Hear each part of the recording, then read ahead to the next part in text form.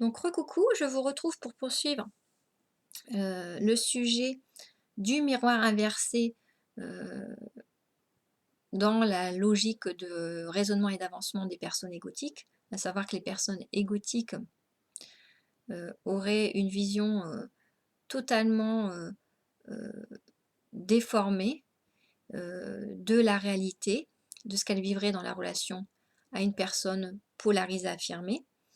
Et sur ce sujet, c'est vrai que c'est formidablement intéressant de voir que tout est en miroir inversé dans la lecture des personnes au code unifié égocentré. Tout est en miroir inversé par rapport à la réalité qui se joue devant eux.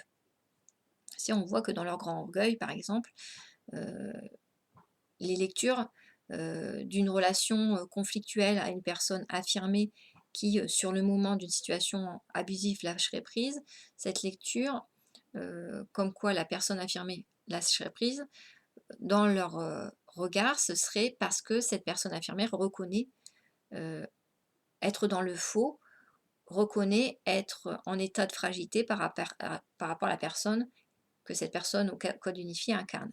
En fait, on voit que dans ce monde polarisé, le temps joue dans la possibilité de libérer le matériel traumatique et d'éclairer euh, l'extérieur sur une situation qui se joue vraiment.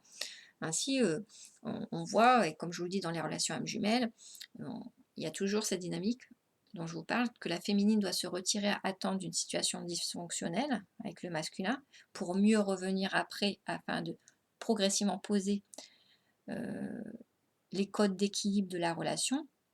Et on voit que le temps joue énormément.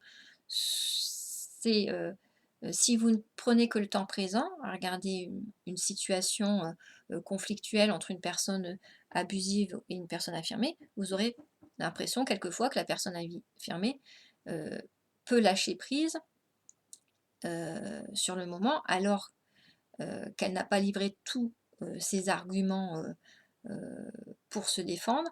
Et en fait, la personne affirmée, à ce moment-là, elle se retire du lien, parce que dans la relation à euh, la personne égotique se ferme de plus en plus dans cette situation qui est de plus en plus stressante.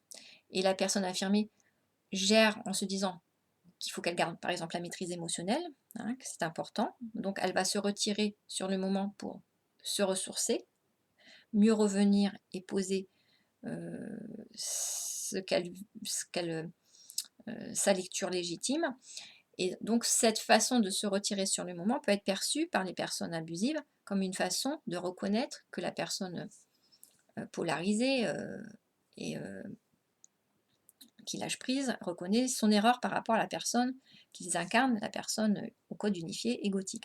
Et en fait, il n'en est rien. Et dans leur grand orgueil, les personnes pensent garder le dessus, alors que ce n'est pas ce qui se joue.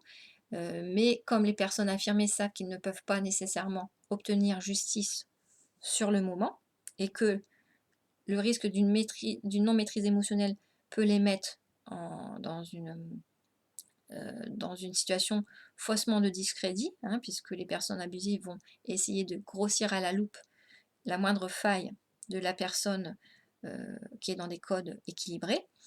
Donc la personne, au code équilibré, connaissant ce fonctionnement égotique, se met en retrait pour justement que le vrai problème ne soit pas distrait sur elle. Hein, hein. Donc il y a toute cette dynamique, mais quand la personne affirmée se met en retrait, elle continue dans ses actes à poser des codes équilibrés. Hein. Elle va au fondamental.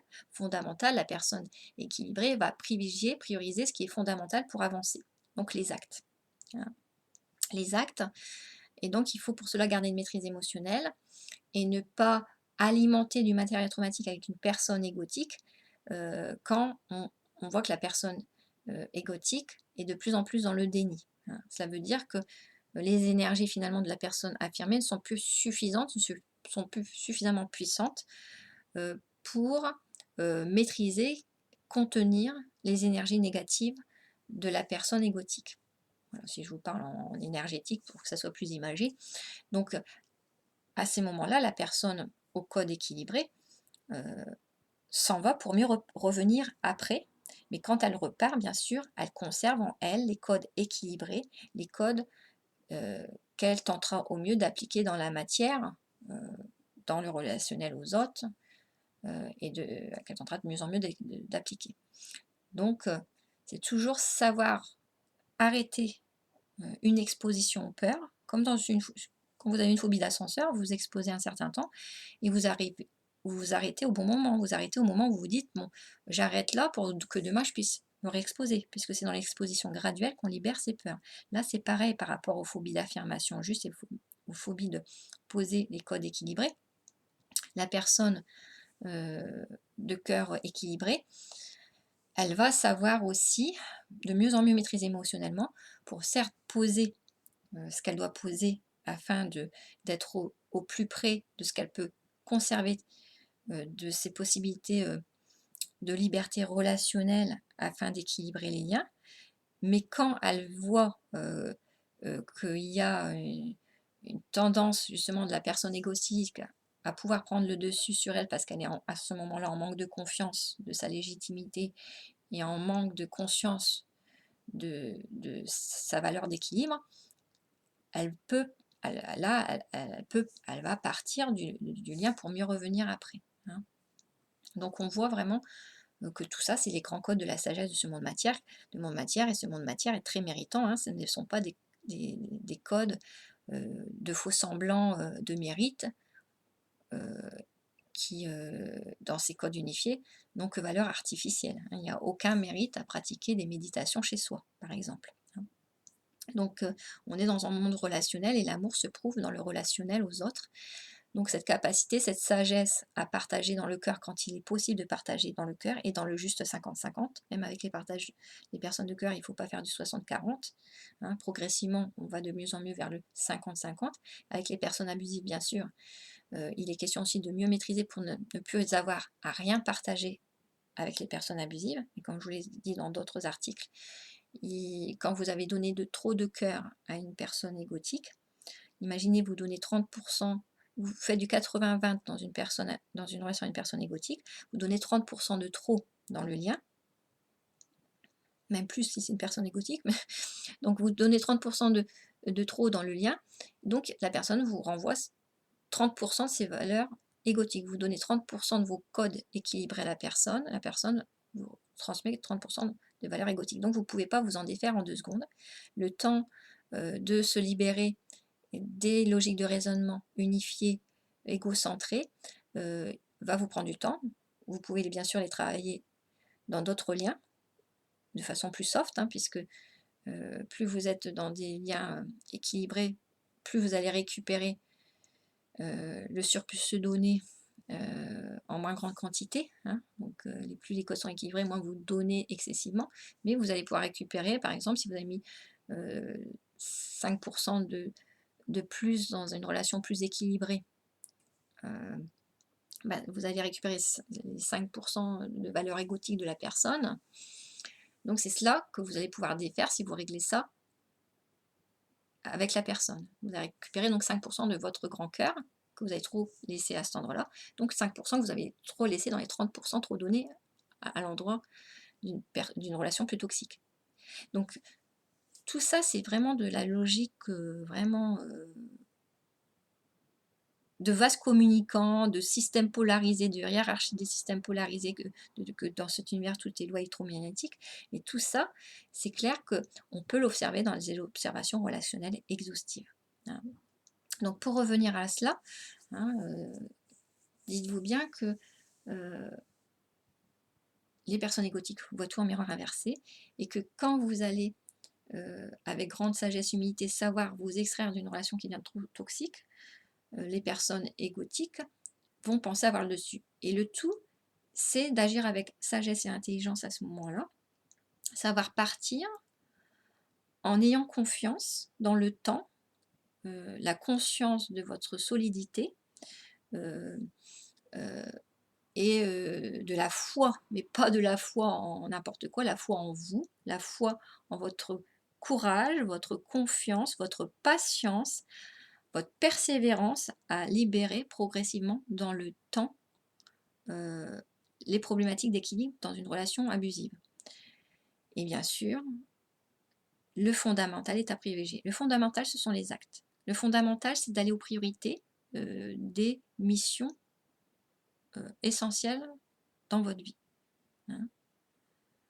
Je vous donne un exemple, heu, vous êtes, dans votre travail, vous êtes en lien avec un collègue, toxique, abusif, heu, le fait d'essayer de régler en 2 secondes, la situation, ça va parasiter par exemple, heu votre travail, soit avec vos clients, soit avec vos patients, soit avec, les personnes pour qui vous travaillez.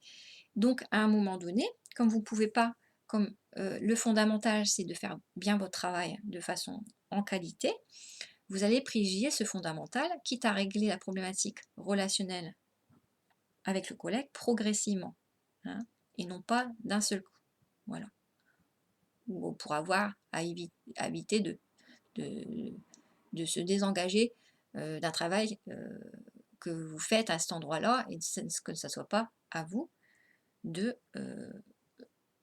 partir, heu, de ce que vous posez, au niveau de votre, cadre de vie. Comme je vous dis, c'est ça je vous ai donné l'exemple avec un voisinage. C'est important que par rapport au voisinage, c'est pareil. Vous voyez qu'il y a des situations où je rencontre des consultants heu, qui, heu qui me disent, hein: «C'est pas à moi de partir, c'est à l'autre. Je suis dans mon bon droit», heu et donc il faut agir avec sagesse et intelligence pour garder la maîtrise émotionnelle afin, que dans la loi des codes équilibrés, ce ne soit pas la personne qui se fait abuser qui soit obligée de partir de son cadre, soit de vie, soit de travail, soit de son cadre où elle est bien, hein. Donc voilà, donc ça, c'est important de se rendre compte que, j'insiste sur ce point pour vous dire que, heu encore une fois, c'est avec beaucoup de sagesse que l'homme, heu, doit avoir confiance en sa solidité, narcissique pour accepter de ne pas pouvoir régler une problématique tout de suite. Moi, je le rencontre, hein, en entretien avec les consultants, dans le cas d'hospitalisation.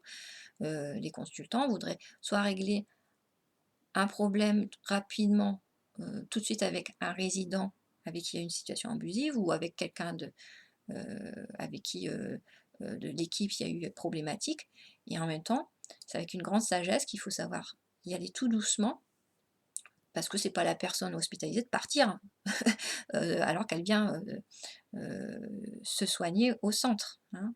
C'est pas, heu, voilà, c'est et puis en plus, c'est un bon exercice d'affirmation juste pour les personnes hospitalisées qui viennent dans le cadre où elles portent des symptômes signifiants et ce sont des symptômes qui marquent qu'elle porte un stress groupal et qu'elle doit travailler l'affirmation juste. Parce que généralement, les personnes qu'on voit en consultation sont des personnes de grand cœur, hein. Donc, les problématiques abusives que les consultants pourraient rencontrer dans le cadre hospitalier sont un excellent exercice d'affirmation par rapport à leur problématique qui est entre guillemets, cette problématique est dénoncée par leur grand cœur et leurs grands symptômes qui portent le stress. Parce que, comme je vous dis, ce ne sont pas les personnes les plus égocentriques qu'on rencontre en hospitalisation, ce qui est logique, hein, ou en hospitalisation en tant que patient. Donc, à un moment donné, vous êtes dans des situations, quand vous voyez cette lecture en miroir inversé, où cela vous permet de davantage garder la maîtrise émotionnelle. Et on voit comme quoi le mental, c'est votre principal allié quand vous avez saisi cette logique pour bien interpréter les situations et avoir plus de facilité à partir d'une situation conflictuelle avec une personne abusive quand il le faut. Si vous avez cette lecture que dans le temps, les choses vont se démanteler progressivement dans le bon sens, vous avez plus de facilité à partir du lien qui, sur le moment, est injuste, lourd émotionnellement, hein. Vous avez plus facilité à vous dire: «Bon, le temps va jouer pour libérer la problématique». Vous avez plus de facilité d'accepter que la problématique ne peut pas se régler en 2 secondes, hein. Hein, si on pouvait obtenir justice, tout de suite de façon parfaite dans ce monde, on le saurait. Et on voit depuis, l'histoire de l'humanité, comment il y a eu un avancement progressif, au niveau, des équilibrages. Mais, il y a encore du travail, mais progressivement, les choses se posent. Voilà ce que je que cet, article vous aura, intéressé.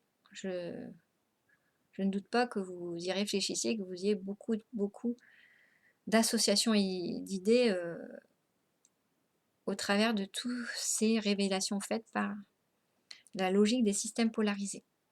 Je vous souhaite une bonne journée. Au revoir.